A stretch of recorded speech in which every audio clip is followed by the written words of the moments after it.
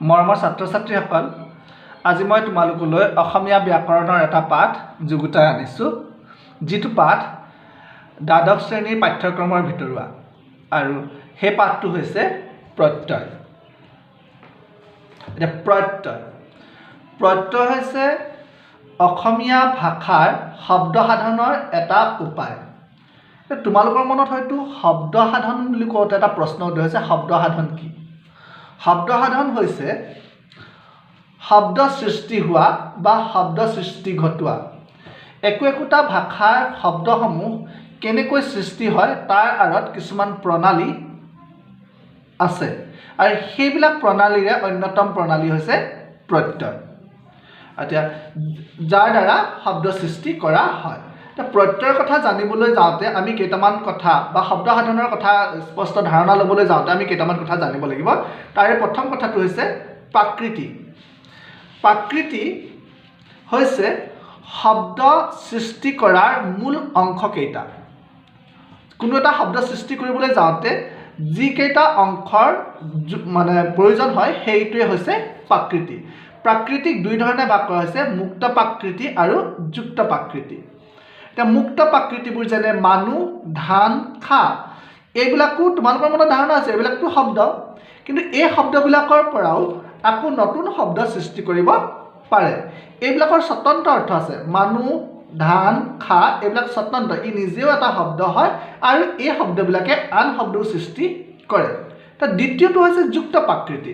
যুক্ত প্ৰাকৃতিবোৰ হৈছে অস্বতন্ত্ৰ। এই যেনে অ, জন, অনি, অন, এইবিলাক অৰ্থশূন্য বৰ্ণ বা বৰ্ণ সমষ্টি। এইবিলাকে স্বতন্ত্ৰভাৱে কোনো অৰ্থ প্ৰকাশ কৰিব নোৱাৰে, কিন্তু আন অৰ্থ থকা শব্দ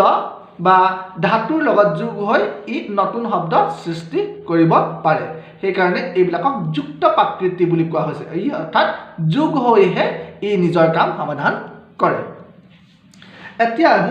আন কেইটামান কথা প্ৰত্যয়ৰ ধাৰণা ল'বলৈ যাওঁতে আৰু দুটামান শব্দৰ সৈতে তোমালোকে পৰিচয় হ'ব লাগিব। সেই শব্দকেইটা হৈছে প্ৰাতিপাদিক। প্ৰাতিপাদিক মানে হৈছে যে নাম শব্দবিলাকৰ মূলবিলাকক প্ৰাতিপাদিক বুলি কয়। যেনে ইয়াত মানুহ, ধান, প্ৰাতিপাদিক। ঠিক তেনেকৈ ধাতু বা ধাতু মূল অৰ্থাৎ কাম শব্দ, ক্ৰিয়া শব্দৰ মূলবিলাকক কি বুলি কোৱা হয়? ধাতু বা ধাতু মূল বুলি কোৱা হয়। যেনে এইটো খা, খাটো এটা কাম। এতিয়া খোৱা, খাৱন, খাম, খাইছিল, এনেকৈ শব্দবিলাক সৃষ্টি কৰিবলৈ যাওঁতে ইয়াৰ মূল শব্দটো খা। এই খাটো হৈছে ধাতু বা ধাতু মূল। এতিয়া চোৱা, মানুহ আৰু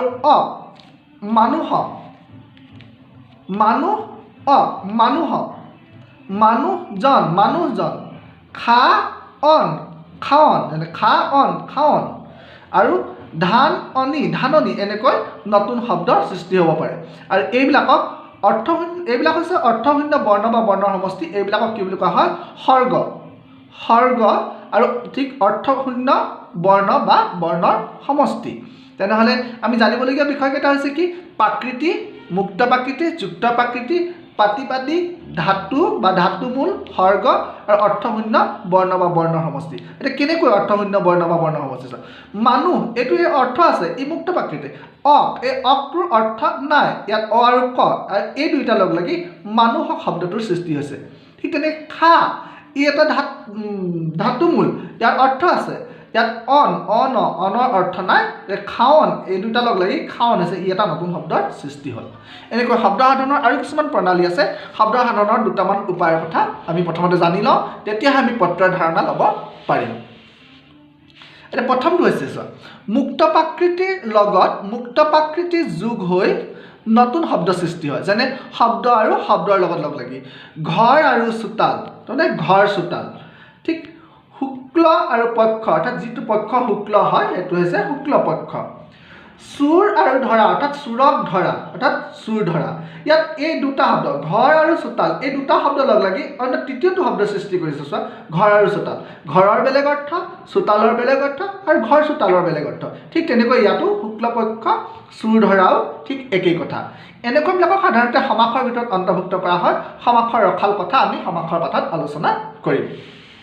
দ্বিতীয় প্ৰণালীটো হৈছে মুক্ত প্ৰাকৃতিৰ লগত মুক্ত প্ৰাকৃতিয়ে যুক্ত হয় কিন্তু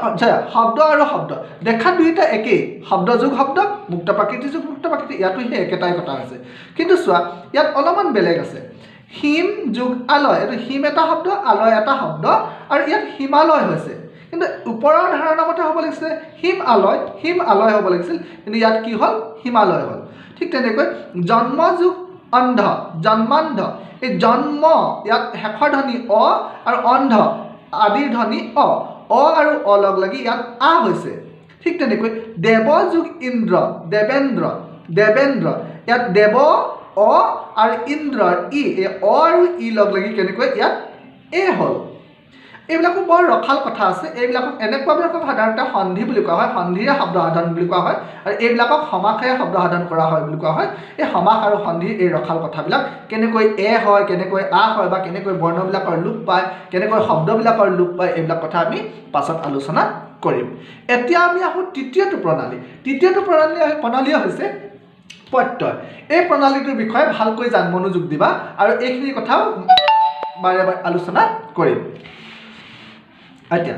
ইয়াত তৃতীয়টো প্ৰণালীত কি হয় চোৱা মুক্ত প্ৰাকৃতি বা ধাতুমূল বা প্ৰাতিপাদিকৰ আগত যুক্ত প্ৰাকৃতি বা সৰ্গযোগ হয় আকৌ যেনে ইয়াত বে দখল দখল এটা মুক্ত প্ৰাকৃতি ইয়াৰ আগত বে অৰ্থশূন্য বৰ্ণ সমষ্টি এতিয়া বে দখল সৃষ্টি হ'ল ঠিক তেনেকৈ আও হাতটো এটা মুক্ত প্ৰাকৃতি ইয়াত আও অৰ্থশূন্য বৰ্ণ সমষ্টি এটা আও হাত সৃষ্টি হ'ল ঠিক আকৌ তাৰ ওলোটাকৈ মুক্ত প্ৰাকৃতি আগলৈ গৈছে বা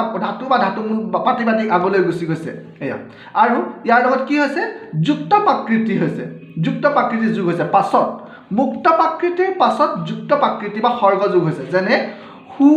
অন হু মানে হোৱা কাৰ্য আৰু অন মানে অৰ্থশূন্য বৰ্ণ সমষ্টি অৰ্থাৎ ই যুক্ত প্ৰাকৃতি বা সৰ্গ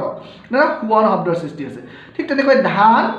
যোগ অনি ধাননি এইটো এটা মুক্ত প্ৰাকৃতি এই পাছফালে অৰ্থশূন্য বৰ্ণ বা বৰ্ণৰ সমষ্টি যোগ হৈছে ইয়াত আগফালে বৰ্ণ বা অৰ্থশূন্য বৰ্ণ বা বৰ্ণৰ সমষ্টি যোগ হৈছিল আৰু ইয়াত পাছফালে অৰ্থশূন্য বৰ্ণ বা বৰ্ণৰ সমষ্টি যোগ হৈছে অৰ্থ থকা কেইটা ইয়াত আগফালে আছে ইয়াত আছে পাছফালে তেনেহ'লে এই ধৰণেও যি এই প্ৰণালীয়ে যেনেকৈ নতুন শব্দ সৃষ্টি কৰা হৈছে এই প্ৰণালীটোকে প্ৰত্যয় প্ৰণালী বুলি কোৱা হয় আৰু যিবিলাক অৰ্থশূন্য বৰ্ণ বা বৰ্ণ সমষ্টি যেনে অন অনি বে আও এইবিলাক সৰ্গ এই সৰ্গবিলাককে সাধাৰণতে প্ৰত্যয় বুলি কোৱা হয় এতিয়া আমি এটা সংজ্ঞা নিৰূপণ কৰি ল'ব পাৰোঁ তেনেহ'লে কি সংজ্ঞা চোৱা আমি ক'ব পাৰোঁ যে শব্দ সাধনৰ সৰ্গবোৰকে প্ৰত্যয় বোলে যিবিলাক সৰ্গ অৰ্থাৎ এই সৰ্গবিলাক অন অনি বে আও এই সৰ্গবিলাকে শব্দ সাধন কৰিছে এই শব্দ সাধন কৰা বৰ্ণ বা বৰ্ণৰ সমষ্টিবিলাককে অৰ্থাৎ অৰ্থশূন্য বৰ্ণ বা বৰ্ণৰ সমষ্টি অৰ্থাৎ সৰ্গবিলাককে প্ৰত্যয় বুলি কোৱা হয় বা আমি এই দুটা সমীকৰণৰ পৰা আমি অন্যান্য ধৰণেও সংজ্ঞা নিৰূপণ কৰিব পাৰোঁ তোমালোকে চেষ্টা কৰিবা এই দুটাৰ পৰা তোমালোকে সংজ্ঞা নিৰূপণ কৰি নিজে এটা সংজ্ঞা বনাবলৈ যত্ন কৰিবা আমি আন এটা সংজ্ঞা ল'ব পাৰোঁ ইয়াত চোৱা ধাতু বা প্ৰাতিপাদিকৰ অৰ্থাৎ মুক্ত প্ৰাকৃতিৰ ধাতু বা প্ৰাতিপাদিক অৰ্থাৎ মুক্ত প্ৰাকৃতিৰ আগত বা পাছত যোগ হৈ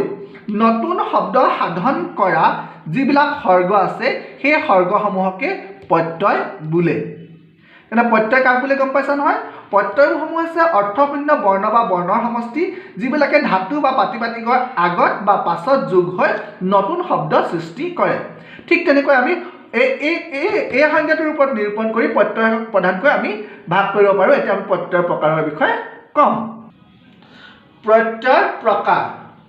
প্ৰত্যয়সমূহক প্ৰধানকৈ দুটা ভাগত ভাগ কৰা হৈছে এই যিবিলাক প্ৰত্যয় আগত যোগ হয় সেইবিলাকক পূৰ্ব প্ৰত্যয় আৰু যিবিলাক প্ৰত্যয় পাছত যোগ হয় সেইবিলাকক পৰ প্ৰত্যয় বুলি কওঁ যেনে পূৰ্ব প্ৰত্যয় অসমীয়াৰ আগত অনা এই অনা অৰ্থশূন্য বৰ্ণ বা বৰ্ণ সমষ্টি যোগ হৈছে আৰু নতুন শব্দ সৃষ্টি হৈছে অনা অসমীয়া অনা যোগ অসমীয়া অনা অসমীয়া বে যোগ মান বেমান ইয়াৰ পৰা আমি গম পাইছোঁ যে যিবিলাক প্ৰত্যয় শব্দ সাধন কৰিবলৈ যাওঁতে ধাতু মূল বা প্ৰাকৃতিৰ প্ৰাতিপাদিকৰ আগত যিবিলাক অৰ্থশূন্য বৰ্ণ বা বৰ্ণ সমষ্টি অৰ্থাৎ সৰ্গ যোগ হয় সেইবিলাকক কি বুলি কোৱা হয় পূৰ্ব প্ৰত্যয় বুলি কোৱা হয় ঠিক তেনেকৈ পৰপ্ৰত্যয়সমূহ হৈছে পাছত যোগ হয় পৰপ্ৰত্যয়বোৰ যেনেকৈ ধান যোগ অনি ইয়াত ধানৰ অৰ্থ আছে আৰু অনিৰ অৰ্থ নাই এই অৰ্থশূন্য বৰ্ণ সমষ্টি ই কেনেধৰণৰ কাৰ পাছত যোগ হৈছে ধানৰ পাছত যোগ হৈছে এনেকুৱা পাছত যোগ হোৱাবিলাকক পৰপ্ৰত্যয় বুলি কৈছে ঠিক তেনেকৈ নাচ যোগ অনি নাচনি এতিয়া নাচনি নাচ যোগ অনি নাচনি এইটো অনিটো হৈছে পাছত যোগ হৈছে এইটো অৰ্থশূন্য বৰ্ণ বা বৰ্ণৰ সমষ্টি এইটো হৈছে নাচ নাচটো এটা অৰ্থযুক্ত শব্দ এইটো মানে কামবাচক শব্দ এনেকুৱাবিলাকক যিবিলাকে অৰ্থাৎ অৰ্থশূন্য বৰ্ণ সমষ্টি বা বৰ্ণই শব্দ বা ধাতু মূলৰ পাছত যোগ হৈছে এইবিলাকক পৰপ্ৰত্যয় বুলি কোৱা হৈছে কিন্তু পৰপ্ৰত্যয়ক দুটা ভাগত ভাগ কৰা হৈছে তদ্ধিত প্ৰত্যয় আৰু কৃত প্ৰত্যয় যাক আমি আগতে আলোচনা কৰিছিলোঁ যে প্ৰাতিপাদিক আৰু ধাতু মূলৰ কথা কৈছিলোঁ যে সেইকেইটাৰ ওপৰত নিৰ্ভৰ কৰি অৰ্থাৎ প্ৰাতিপাদিকৰ পাছত যোগ হোৱা অৰ্থাৎ নাম শব্দ ধান ৰস সাধু এইবিলাকে নাম শব্দ এইবিলাক সংজ্ঞা শব্দ এই নাম শব্দৰ পাছত যোগ হৈ তুমি অনি আল আৰু তা ধান অনি ধাননি ৰস আল ৰসাল সাধুতা সাধুতা এই নাম শব্দৰ পাছত যোগ হৈছে অৰ্থাৎ প্ৰাতিপাদিকৰ পাছত যোগ হৈছে এইবিলাকক কি বুলি কোৱা হৈছে তদ্ধিত প্ৰত্যয় অৰ্থাৎ আমি ক'ব পাৰোঁ যে প্ৰাতিপাদিকৰ পাছত অৰ্থাৎ নাম শব্দৰ পাছত যোগ হোৱা প্ৰত্যয়সমূহক তদ্ধিত প্ৰত্যয় বুলি কোৱা হয় ঠিক তেনেকৈ কৃত প্ৰত্যয় পৰপ্ৰত্যয়ৰ দ্বিতীয়টো প্ৰকাৰ হৈছে কৃত প্ৰত্যয় নাচ ফু কাণ এতিয়া চোৱা নাচ ফু কাণ এইকেইটা গোটেইকেইটা কাম বুজোৱা শব্দ অৰ্থাৎ ধাতুৰ মূল কাম বুজোৱা শব্দৰ পাছত যোগ হৈছে অনি অন আৰু উৰা যেনেকৈ নাচ যোগ অনি নাচনি সু যোগ অন হুৱন কাণ যোগ উৰা কান্দোৰা এইকেইটা হৈছে ক্ৰিয়াবাচক শব্দৰ বা ধাতু মূলৰ পাছত যোগ হোৱা অৰ্থশূন্য বৰ্ণ বা বৰ্ণৰ সমষ্টি যেনে অনি অন আৰু উৰা এই প্ৰণালীটোক কি বুলি কোৱা হৈছে কৃত প্ৰত্যয় অৰ্থাৎ কৃত প্ৰত্যয় এতিয়া চোৱা ইয়াত ধান অনি ইয়াত অনি হস্যইকাৰ আৰু নাচ অনি ইয়াত নাচ অনি দীৰ্ঘইকাৰ এতিয়া অনি হ'লে যে কৃত প্ৰত্যয় হ'ব অনি হ'লে যে তদ্ধিত প্ৰত্যয় হ'ব এনেকুৱা কথা নহয় আমি তদ্ধিত প্ৰত্যয় আৰু কৃত প্ৰত্যয় জানিবৰ কাৰণে এইটো ধাতু মূল নে এইটো প্ৰাতিপাদিক বা শব্দৰ মূল কি বুলি কয় নে নাম শব্দৰ মূল এইকেইটা কথা গুৰুত্ব দিব লাগিব এতিয়া তোমালোকৰ মনত হয়তো প্ৰশ্ন উদয় হৈছে যে আমি যে পাঠত আৰু ব্যাকৰণৰ পাঠত আৰু কিছুমান প্ৰত্যয়ৰ কথা পাওঁ যেনেকৈ বিভক্তি প্ৰত্যয় স্ত্ৰী প্ৰত্যয় নিৰ্দিষ্টতাবাচক প্ৰত্যয় নিৰ্দেশাত্মক প্ৰত্যয় অনিৰ্দেশাত্মক প্ৰত্যয় স্বাৰ্থিক প্ৰত্যয় বৃহতাবাচক প্ৰত্যয় এইবিলাক কি প্ৰত্যয় প্ৰকাৰ নহয় নেকি হয় এইবিলাকো প্ৰত্যয় একোটা বৈশিষ্ট্যপূৰ্ণ প্ৰকাৰ কিন্তু আমি এইবিলাক যদি বিশ্লেষণ কৰি চাওঁ ইহঁতৰ সংজ্ঞাবিলাক ইহঁতৰ যোগ হোৱাৰ প্ৰণালীবিলাক যদি চাওঁ তেতিয়াহ'লে আমি ই নিশ্চয় পৰপ্ৰত্যয় পূৰ্ব প্ৰত্যয় আৰু পৰপ্ৰত্যয় তদ্ধিত প্ৰত্যয় নতুবা কৃত প্ৰত্যয়ৰ ভিতৰতে অন্তৰ্ভুক্ত হ'ব এইবিলাকৰ কথা তোমালোকে বৰ ধুনীয়াকৈ পাবা ডক্টৰ লীলা গগৈ আৰু নবীন চন্দ্ৰ শৰ্মাদেৱৰ এখন কিতাপ আছে অসমীয়া ৰচনা চয়ন ব্যাকৰণৰ সৈতে এই কিতাপখনত ইহঁতৰ সংজ্ঞা আৰু উদাহৰণ এইকেইটাৰ সংজ্ঞা মই দিয়া এইকেইটাৰ সংজ্ঞা আৰু উদাহৰণ আছে আৰু এই উদাহৰণবিলাক সংজ্ঞাবিলাক চাই তোমালোকে নিজে নিৰূপণ কৰিবা এই তদ্ধিত প্ৰত্যয় হয় নে কৃত প্ৰত্যয় হয় নে পৰপ্ৰত্যয় হয় নে পূৰ্ব প্ৰত্যয় হয় নিজে নিৰ্ধাৰণ কৰি ল'বা তেতিয়া তোমালোকৰ ধাৰণাটো বেছি অধিক স্পষ্ট হৈ উঠিব আজিলৈ ইমানতে সামৰণি মাৰিছোঁ প্ৰত্যয়ৰ বিষয়ে আৰু বহুত কথা ক'বলৈ আছে বহুত কথা জানিবলৈ আছে প্ৰত্যয় কেনেকৈ ভাঙিব পাৰে প্ৰত্যয় কেনেকৈ সাধন কৰা হয় এইবিলাক কথা পাছৰ কেতিয়াবা আলোচনা কৰিম আজি পাঠ ইমানতে সামৰণি মাৰিছোঁ ধন্যবাদ জনাইছোঁ